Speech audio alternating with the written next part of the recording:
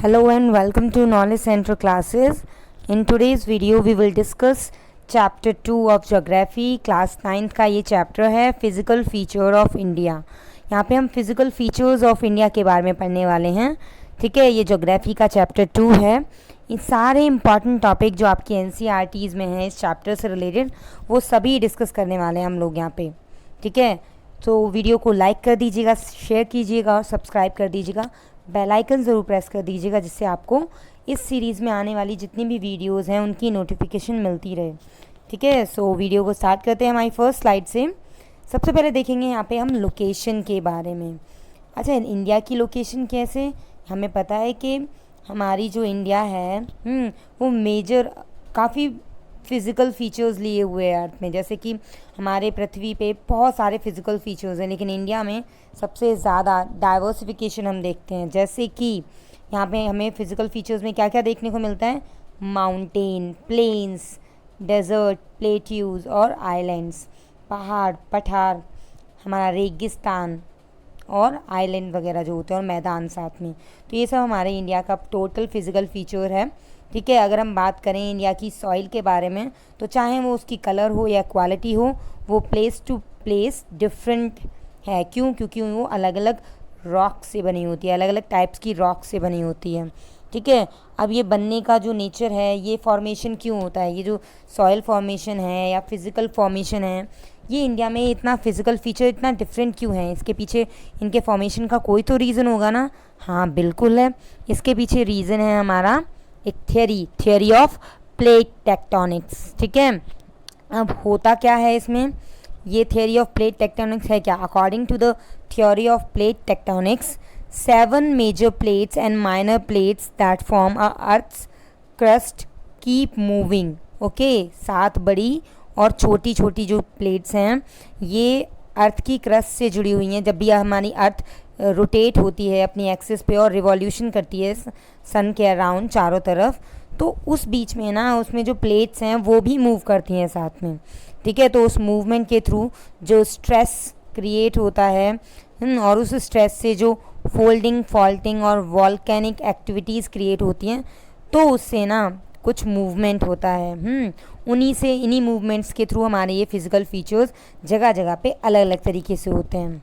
ठीक है, अच्छा यहाँ पे जो फिज़िकल फीचर्स का फॉर्मेशन होता है इसी के बेस पे आगे चलते हुए हम देखेंगे कि दीज प्लेट्स, ये जो प्लेट्स मूवमेंट होता है, it can be classified into 3 types. कितने टाइप्स में? 3 टाइप्स हम इसे डिवाइड कर सकते हैं। नंबर 1 हमारा जो है यहाँ पे हमने दिया हुआ है convergent, number 2 divergent and next है हमारा ट्रांसफॉर्म। थर्ड ट्रांसफॉर्म बाउंड्री ये क्रिएट करते हैं। ठीक है, जब कुछ प्लेट्स ना एक पास पास में आने लगती हैं तो ये हमारा हो जाएगा कन्वर्जेंट बाउंड्री। जब दूर जाने लगती हैं some plates move away from each other and form divergent boundary. ठीक है, और जहाँ पे हमारा टोटली मूवमेंट होता है, मूवमेंट कैसा होता है यहाँ पे, हॉरिजेंटल और वर्टिकल। लाइक हॉरिजेंटल पास की तरफ इधर उधर ऊपर नीचे जा रही हैं, तो ये क्या फॉर्म करती हैं, ये ट्रांसफॉर्म बाउंड्री फॉर्म करती हैं। ठीक है, चलिए एक डायग्राम के थ्रू देख लेते हैं। यहाँ पे मानिए ये प्लेट्स हैं आपकी। ठीक है, अगर ये प्लेट्स ऐसे अपोजिट डायरेक्शन में एक दूसरे को फोर्सफुली प्रेशर डाल रही हैं तो ये हमारी कन्वर्जेंट बाउंड्री होगी। ठीक है, कंबाइन होने की कोशिश करेंगे, एक के ऊपर एक भी आ जाती हैं तो हमारा जो स्ट्रक्चर फॉर्म हो रही है, जो बाउंड्री फॉर्म हो रही है, जब भी ये प्लेट्स अपोजिट डायरेक्शन में जाती हैं तो ये डाइवर्जेंट बाउंड्री होगी। तो यहाँ पे गैप क्रिएट होगा, ये डाइवर्जेंट है। ठीक है, और जब हमारी प्लेट्स हॉरिजेंटल और वर्टिकल पोजीशन में ऊपर नीचे इस तरीके से जाएंगी, ठीक है, तो ये होगा हमारा ट्रांसफॉर्म बाउंड्री। ठीक है, अलग ही फॉर्मेशन यहाँ पे क्रिएट करेंगी, हॉरिजॉन्टली पास्ट ईच अदर और फॉर्म ट्रांसफॉर्म बाउंड्री। ओके, तो यहाँ पे आपने देखा किस तरीके से टेक्टोनिक प्लेट्स के मूवमेंट से ये सारी चीज़ें होती हैं। चलिए नेक्स्ट स्लाइड में देख लेते हैं हमारे फिज़िकल फीचर्स को लेके। बट फिज़िकल फीचर्स को स्टार्ट करने से पहले आपको ये बता दें कि ये जो ओल्डेस्ट लैंड मास एरिया है हमारा पेनिनसुलर पार्ट का जो बनता है, ये पुराने टाइम में से हम जो बना हुआ था पेनिनसुला पार्ट, इसको ये पार्ट था हमारे गोंडवाना लैंड का। गोंडवाना लैंड जो है ये इंक्लूड है India, Australia, South Africa, South America और अंटार्कटिका। ये total as one single land mass, ये पूरा सब कुछ एक गोंडवाना लैंड का पार्ट है। ठीक है, तो ये आपको पता होना चाहिए कि ये टोटल किसका पार्ट है। जितने भी मैंने यहाँ पे बोले हैं कौन कौन से, India, Australia, South Africa, South America and Antarctica Gondwana land के पार्ट हुआ करते थे। ठीक है, चलिए अब थोड़ा सा हम इम्पॉर्टेंटली वर्क कर लेते हैं। ज़्यादा बाकी तो आप एनसीईआरटी से कवर कर ही लेते हो, बट हम यहाँ पे इम्पॉर्टेंट टॉपिक्स देख रहे हैं। तो अब नेक्स्ट टॉपिक की तरफ चलते हैं। हमारा है मेजर फिजिशियोग्राफिक डिवीज़न। देख लेते हैं क्या क्या मेजर फिज़िकल फीचर्स हैं इंडिया के। फिज़िकल फीचर इंडिया का हम ग्रुपिंग करें तो ये यहाँ पे फिजिशियोग्राफिकल डिवीज़न के अकॉर्डिंग यहाँ पे हम देखेंगे इंडिया कितने पार्ट्स में डिवाइड है। यहाँ पे टोटल 6 पार्ट में है ना। इसके 6 फिजिशियोग्राफिक डिवीज़न्स हैं। Number 1 Himalayan mountains, northern mountains आप इन्हें में बोल सकते हैं, बट हम लोग यहाँ पे बोलेंगे हिमालयन माउंटेन। नेक्स्ट है हमारा नदर्न प्लेन्स, जिसे इंडो गैंगेटिक प्लेन्स भी बोलते हैं क्योंकि गंगा के मैदान हैं। ठीक है, पेनिनसुलर प्लेट्यूज और great Indian deserts, coastal plains और फाइनल है लास्ट हमारा आइलैंड्स। ठीक है, ये हमारे 6 फिजिशियोग्राफिकल डिवीज़न हैं इंडिया के। ठीक है, अब आपने यहाँ पे ये देख लिया, ये आपके लिए 3 मार्क्स में क्वेश्चन पूछ लिया जाता है। ठीक है, 3 मार्क्स। सो इस चीज़ को ध्यान रखिएगा। चलिए आगे चलते हैं। हम यहाँ पे इन्हीं को डिटेल में पढ़ने वाले हैं और आपका इन्हीं सारे फिजिशियोग्राफिकल डिवीज़न पे आपका चैप्टर एंड हो जाता है। ठीक है, इसमें कुछ मैप से रिलेटेड क्वेश्चंस भी हैं, उसके लिए आप एनसीईआरटी देखिएगा जिससे कि आपको आगे भी हेल्प होती रहे। फर्स्टली हम यहाँ पे देखेंगे हिमालयन माउंटेन्स। ठीक है, Himalayan mountains young fold mountain है बच्चा, है ना। और ये mountain word they creates which are loftiest and one of the most rugged mountain barrier in the world. ठीक है, वर्ल्ड में सबसे बड़ा बैरियर है हमारे लिए, राइट। हमारे लिए नहीं, इस तरीके से प्रॉफिटेबल है क्योंकि इससे क्या होता है, हमारे यहाँ पे वर्ल्ड में जितने भी मतलब जो पावरफुल तूफ़ान होते हैं या विंड्स होती हैं वो इससे टकरा के वापस हो जाती हैं, इंडिया में एंटर नहीं कर पाते, तो हम इससे प्रोटेक्टेड रहते हैं ना। नेक्स्ट हमारा जो हिमालय है वो 2400 kilometre long, 400 kilometre to 150 kilometre wide from Kashmir to Arunachal Pradesh. ठीक है, इतना है ये 400 किलोमीटर कितना है इन द वेस्ट। यहाँ पे आप थोड़ा सा करेक्शन कर लीजिएगा, ये है इन द वेस्ट में 400 किलोमीटर है। ओके, और in Kashmir 150 kilometre in the east, ये ईस्ट की तरफ है। 150 किलोमीटर कितना है इन द ईस्ट, ये डायरेक्शंस में फैला हुआ है ना, ऐसे थोड़ी है एक ही डायरेक्शन में है। सो वेस्ट में कितना है 400 किलोमीटर चौड़ा है और ईस्ट में कितना है 150 किलोमीटर, कश्मीर से लेकर अरुणाचल प्रदेश तक फैला हुआ है। हिमालय हमारा जो है ये 3 पैरेलल रेंजेस में डिवाइडेड है। लॉन्गिट्यूशनल एक्सटेंट इसका कौन कौन से, ग्रेट हिमालय, मिडिल हिमालय और आउटर हिमालय। ग्रेट हिमालय को हम क्या बोलते हैं, इनर हिमालय बोलते हैं या हिमाद्री बोलते हैं, हिमाद्री। और मिडिल हिमालय को हिमाचल और आउटर हिमालय को शिवालिक। इम्पॉर्टेंट पार्ट है, 1 मार्क क्वेश्चन में भी पूछा जा सकता है, कितने पार्ट में डिवाइड होता है हमारा हिमालय, कितने रेंजेस हैं, parallel ranges. Okay, Himadri, Himachal और शिवालिक। अब यहाँ पे हम हिमालय को डिवाइड करते हैं 4 और सेक्शन में। The Himalayas ranges can be divided into 4 sections. जी, तो हम यहाँ पे क्या देख रहे हैं, हिमालय के सेक्शन देखिए। तो इसे फर्स्टली कौन कौन सेक्शन है, फर्स्ट पंजाब हिमालय, कुमाऊन हिमालय, नेपाल हिमालय और असम हिमालय। ठीक है, ये इंडस और सतलुज के बीच में है, आई और एस के बीच में कौन सा, पंजाब। ओके, तो इसे आप आईपीएस बोलिएगा, आईपीएस। ठीक है, इंडस और सतलुज के बीच में पंजाब। कुमाऊन हिमालय कहाँ पे है, सतलुज और काली के बीच में, ये कौन सा है बच्चा यहाँ पे, कुमाऊन हिमालय, SKK। ओके, चलिए अब उसके बाद चलते हैं नेपाल हिमालय। नेपाल हिमालय काली और तीस्ता के बीच में है, यहाँ पे नेपाल हिमालय है। ये पंजाब, ये कुमाऊन और ये नेपाल। ठीक है, यहाँ पे मैंने दो दो लेटर लिखे हैं, PUKU और NE। ओके, नेपाल का यहाँ पे। सो ये इंडस है, ये सतलुज है, ये काली है, और यहाँ पे तीस्ता है। अब तीस्ता और दिबांग, जिसे सांगपो रिवर भी बोलते हैं, दिबांग, इनके बीच में आ जाता है हमारा असम। ठीक है, तो ये एक चेन बना के याद करिएगा आप लोग, ISKTD क्या हो गया हमारा, इंडस, सतलुज, काली, तीस्ता और दिबांग। इनके बीच में बनता है पंजाब, कुमायूं, नेपाल और असम। ये हमारे हिमालय के 4 मेजर सेक्शंस हैं। इन अच्छे से याद कर लीजिएगा, आपको याद हो जाएगा। ठीक है, चलिए आगे चलते हैं, हम हमारा नदर्न प्लेन के बारे में बात करते हैं। हमारा सेकेंड इम्पॉर्टेंट है, ये सेकेंड है हमारा द नदर्न प्लेन्स। ठीक है, अब यहाँ पे हम उत्तरी मैदानों के बारे में देखने वाले हैं, आपके इंडो गैंगेटिक प्लेन्स जिन्हें हम बोलते हैं। बच्चा ये इनका जो एरिया है वो 7 lakh square kilometre, 240 kilometre long और 240 किलोमीटर टू 320 किलोमीटर ब्रॉड, इतना इनका एरिया है यहाँ पे। ठीक है, ये आपको पता होना चाहिए। It is a densely populated physiographic division, सबसे ज़्यादा डेंसली पॉपुलेटेड यही एरिया है। ठीक है, कोई भी इतना फिजियोग्राफिकल डिवीज़न इतना ज़्यादा पॉपुलेटेड नहीं है जितना ये पॉपुलेटेड है। ठीक है, चलिए नेक्स्ट देख लेते हैं।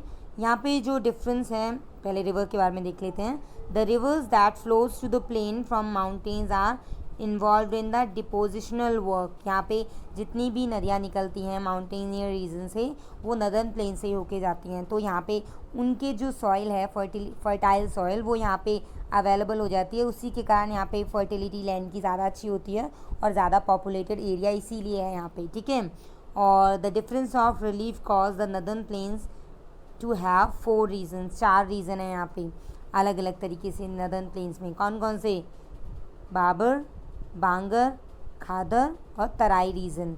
अब इनमें डिफरेंस देख लीजिए क्या है। देखिए, ये जो फुट हिल्स हैं हमारी, शिवालिक की जो फुट हिल्स हैं नीचे तक, ये काफ़ी 8 to 16 किलोमीटर चौड़ी बेल्ट है, पेबल्स और बोल्डर्स के थ्रू बनी हुई, इसे भाबर बोलते हैं। ये 1 मार्क में क्वेश्चन आप लोग से पूछ लिया जाता है। तो बच्चा हमने भाबर देख लिया। बांगर और खादर, ये आपको पता होगा, बांगर और खादर जो है बच्चा, ये आपने पढ़ा होगा, एलुवियल सॉइल के 2 टाइप भी होते हैं, बांगर और खादर। ये ओल्ड एलुवियल सॉइल होता है बांगर, और खादर होता है न्यू एलुवियल सॉइल। ठीक है, इसमें कंकड़ की मात्रा ज़्यादा होती है, यहाँ पे कंकड़ नोड्यूल्स की मात्रा, कैलकेरियस अमाउंट काफ़ी कम होता है। ठीक है, ये काफ़ी ज़्यादा फर्टाइल सॉइल होती है। तराई एरिया के बारे में देख लेते हैं बच्चा। ये नीचे की तरफ, भाबर रीजन में, ये ऊपर रीजन में अगर हम बात करें तो शिवालिक वाले एरिया में भाबर है, और उसके नीचे वाला जो ढलान वाला एरिया है वो तराई है। ठीक है, इसमें न्यू एलुवियल सॉइल काफ़ी ज़्यादा हमें मिलती है। काफ़ी ये डेंसली फॉरेस्ट एरिया है। ठीक है, काफ़ी घना जंगल हमें मिलता है क्योंकि उपजाऊ है, पानी की मात्रा काफ़ी अच्छे से मिल जाती है। बच्चा इतना तो ये इम्पॉर्टेंट हो गया नदर्न प्लेन्स में, बट कुछ ऐसी चीज़ें, हमारा नदर्न प्लेन्स ना 3 सेक्शन में डिवाइड होता है। कितने सेक्शन में, 3 सेक्शन में। एक तो western part of northern plains, जिसे हम पंजाब प्लेन्स बोलते हैं, वेस्टर्न पार्ट। देखो, ये ईस्ट है, ये वेस्ट है, ये नॉर्थ है। एक सेकेंड, दिस इज़ ये east, west, north and south. तो यहाँ पे आप ध्यान दीजिए, नदर्न प्लेन्स में जो वेस्टर्न पार्ट है ना, नदर्न प्लेन्स का जो वेस्टर्न पार्ट है उसे हम बोलेंगे पंजाब प्लेन के नाम से। ठीक है, पंजाब प्लेन्स याद रहेगा आपको, पंजाब प्लेन्स। ओके, ये Punjab plains, these are formed by the Indus and its tributaries. ये किसके थ्रू बना होता है, इंडस रिवर, आपको सिंधु नदी पता होगा, उसके थ्रू और उसके ट्रिब्यूटरीज के थ्रू। और ये एक लार्जर पार्ट है ऑफ दिस, इस पार्ट का, पंजाब प्लेन्स का जो बड़ा वाला पार्ट है, हिस्सा, वो इस वक्त पाकिस्तान में है। जब डिवाइडेशन हो गया था ना, पार्टीशन हो गया, तो पाकिस्तान में चला गया इस पंजाब प्लेन्स का ज़्यादातर पार्ट जो था। अब इंडस और इसकी ट्रिब्यूटरीज हैं, इसके साथ साथ झेलम, चेनाब, रावी, व्यास, सतलुज, ये यहीं से हिमालय से निकलती हैं। ठीक है, तो ये जो सेक्शन है ना इन प्लेन्स का, इन्हें हम दोआब बोलते हैं। क्या बोलते हैं, याद रखना, दोआब आपसे पूछ लिया जाता है। डिफाइन करिए दोआब रीजन कौन सा है। दोआब का मीन होता है बच्चा, ये 2 वर्ड से मिला बना है, दो DO, मतलब आप डू बोलते हो उसको, लेकिन आप यहाँ पे दो बोलोगे, दो आब्स। यहाँ पे दो का मतलब है टू, ठीक है, और आब्स का मतलब है वाटर, ठीक है। तो ये दो रीजन से मिलके बना हुआ है, तो इसीलिए यहाँ पे दो दो आप बोल देते हैं। और इसके अलावा जैसे पंजाब है तो पंज का मतलब 5, आब मतलब वाटर, तो वहाँ पे 5 रिवर्स फ्लो करती हैं, ठीक है। तो इसी तरीके से हमने यहाँ पे देखा।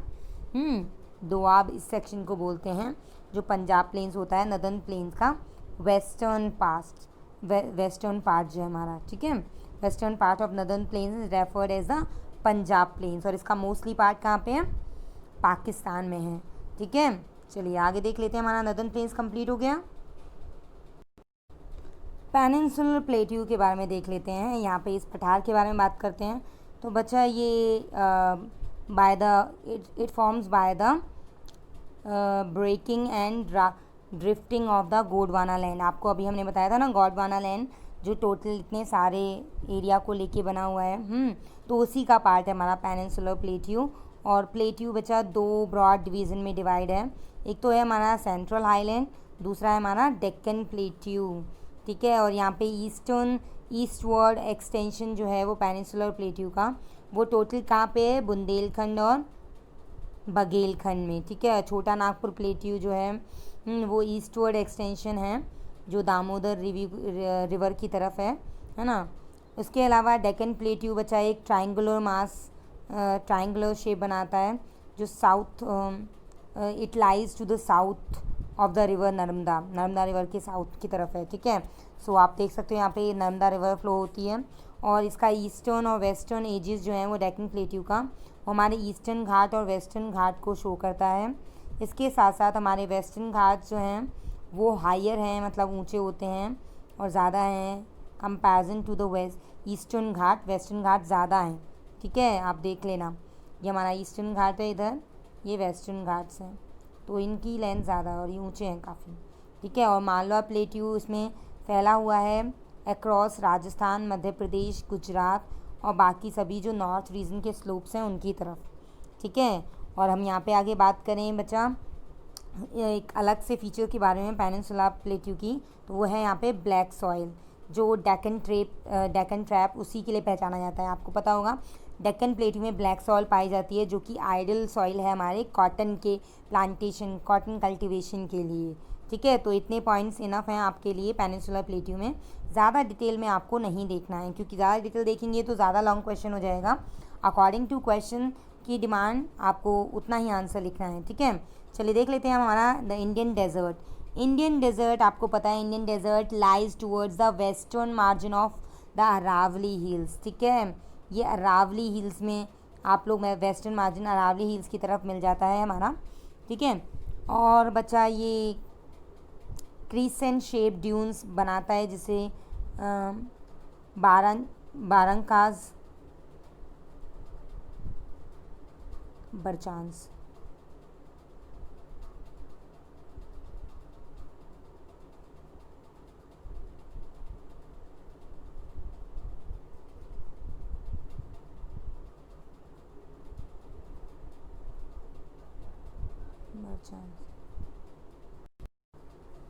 बच्चा जिन्हें हम क्या बोलते हैं, बरचांस बोलते हैं, ठीक है। ये लार्ज पार्ट कवर करता है इंडियन डेजर्ट का।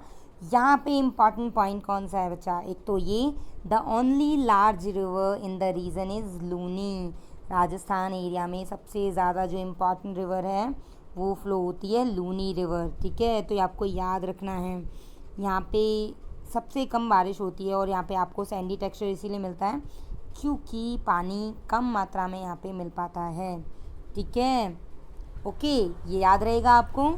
क्रीसेंट शेप ड्यून्स जिन्हें हम बोलते हैं बरचांस, ये कवर करते हैं लार्जर एरिया को, बट लॉन्गिट्यूशनल ड्यून्स जो होते हैं वो मोर प्रोमिनेंट होते हैं। ये इंडो पाकिस्तान बाउंड्री पे हैं, ठीक है। अब यहाँ पे आप आगे देखेंगे कोस्टल प्लेन्स के बारे में। इंडियन डेजर्ट कंप्लीट हो गया। कोस्टल प्लेन में आप देखो यहाँ पे निक नैरो कोस्टल स्ट्रिप फ्लैंक करती है पेनिनसुलर प्लेट्यू में। यहाँ पे अब हम देखें ये दो पार्ट में डिवाइड हो जाता है, ईस्टर्न और वेस्टर्न, ठीक है। इन्हीं में इम्पॉर्टेंट देखेंगे क्या है, और ज़्यादा कुछ इम्पॉर्टेंट नहीं है, बस ईस्टर्न वेस्टर्न आपको क्लियर हो जाना चाहिए। ईस्टर्न में देखिए सबसे पहले ये हमारा नीचे eastern coastal strip is divided into northern circle and the Coromandel coast, है ना, from the northern to southern part. तो इसे याद रखिएगा आप लोग। ओके, नेक्स्ट देखते हैं हमारा वेस्टर्न में। वेस्ट में जो कोस्टल स्ट्रिप है ये डिवाइड होता है कोंकण जो कि मुंबई और गोवा, और कन्नड़ प्लेन्स, उसके अलावा मालाबार कोस्ट। ठीक है, ये नॉर्थ और साउथ पार्ट में है, याद रखिएगा। कोंकण, कन्नड़ प्लेन्स और मालाबार कोस्ट। ठीक है, याद रखिएगा इनको। एक बार रफ नोटबुक में नोट्स जब आप इनके प्रिपेयर करें तो इन्हें बोल के, है ना, मेमोराइज करते हुए, लिखते हुए आपको याद करना है चीज़ों को। बार बार जब लिखते हैं ना तो चीज़ों को दोहराइए, उन्हें रिकॉल करिए, अपने आप चीज़ें याद हो जाती हैं, और लिखते हुए तो काफ़ी अच्छे से याद होती हैं। नोट्स ज़रूर प्रिपेयर करिएगा और एक बार एनसीईआरटी रीड करिएगा जिससे आपको छोटी छोटी चीज़ें पता चल जाएँ। हमारा लास्ट है यहाँ पे आइलैंड। आइलैंड क्या में बात करें तो इंडिया में 2 ही इम्पॉर्टेंट आइलैंड हैं हमारे, लक्षद्वीप आइलैंड और अंडमान निकोबार। तो इन्हीं के बारे में पढ़ लेते हैं। Lakshadweep island group in the Arabian sea is close to Kerala, Kerala की तरफ इधर अरेबियन सी में पड़ता है। आप ऐसे लोकेशन देखोगे ना, मैंने मैप की लोकेशन डाली हुई है जहाँ पे आप देखते हैं, यहाँ पे अंडमान निकोबार है ईस्टर्न साइड में, इधर आपका अरेबियन सी है, तो वहाँ पे आपका क्या है, लक्षद्वीप आइलैंड है। ठीक है, तो यहाँ पे आप देखेंगे लक्षद्वीप आइलैंड अरेबियन सी में है, क्लोज टू केरला।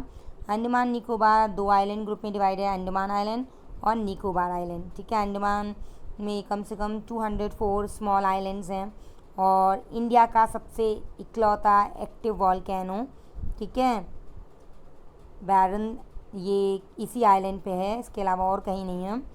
और these islands lies to close to the equator, ये सारे आइलैंड इक्वेटर के क्लोज होते हैं, और इसीलिए एक्वेटोरियल क्लाइमेट के कारण यहाँ पे थिक फॉरेस्ट और वाटर काफ़ी अच्छे अमाउंट में होता है ना, सफिशिएंट अमाउंट है। सी बाउंड्री आपको पता है, ये आइलैंड है तो चारों तरफ से पानी से घिरा हुआ है। तो ये चीज़ें आपको पता चल जाती हैं जो इसको बिल्कुल ख़ास बना देती हैं। ठीक है, चलिए बच्चा आप लोगों को पता है यहाँ पे कवारत्ती आइलैंड जो है is the administrative headquarter of Lakshadweep.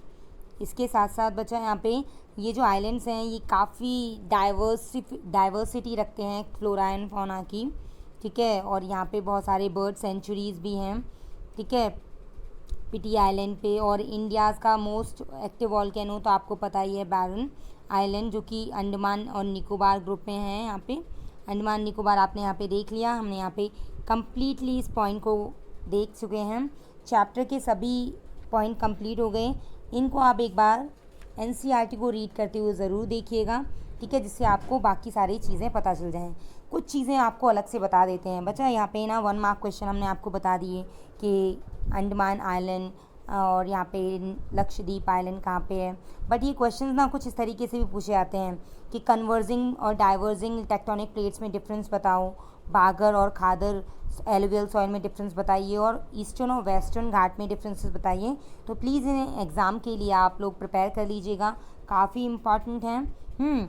अगर आपको बताएं, हम इसके लिए अलग से सीरीज़ बनाएंगे जहाँ पे इनके क्वेश्चंस हम लोग डिस्कस करेंगे। ठीक है, थोड़ा डिटेल में देखेंगे। और ये भी पता होना चाहिए कि कोरल ऑरिजिन जो है, कोरल रीफ्स जो हैं वो कहाँ पे सबसे ज़्यादा प्रोड्यूस होते हैं, लक्षद्वीप में है वहाँ पे। और ये हमारा जो मालवा प्लेट्यू है, which plateau lies between the Aravalli and Vindhya ranges. Aravalli में तो हमने देख लिया वहाँ पे, बट अरावली और विंध्या रेंजेस के बीच में कौन सा प्लेट्यू है, वही मालवा प्लेट्यू आपको पता होना चाहिए। डेक्कन प्लेट्यू आप देख चुके हो, वहाँ पे वो ब्लैक सॉइल के लिए फेमस है, कॉटन प्रोडक्शन के लिए। और इसके साथ साथ बच्चा आपको ये पाँचों के पाँचों, इवन 6, ठीक है, टोटल आपको Himalaya, northern peninsular, coastal, desert और आइलैंड, इन सभी मेजर फिजियोग्राफिक डिवीजन्स के बारे में लिखना आना चाहिए, एटलीस्ट फॉर 3 मार्क्स। ओके, चलिए ये चैप्टर यहीं पे फिनिश करते हैं। वीडियो अगर पसंद आई हो तो प्लीज़ लाइक, शेयर, सब्सक्राइब करना बिल्कुल ना भूलें। बेल आइकन प्रेस कर दें जिससे कि आगे अगर आपको नोटिफिकेशन मिल जाए अगर हम वीडियो पोस्ट करते हैं तो। ठीक है, thank you for watching the video.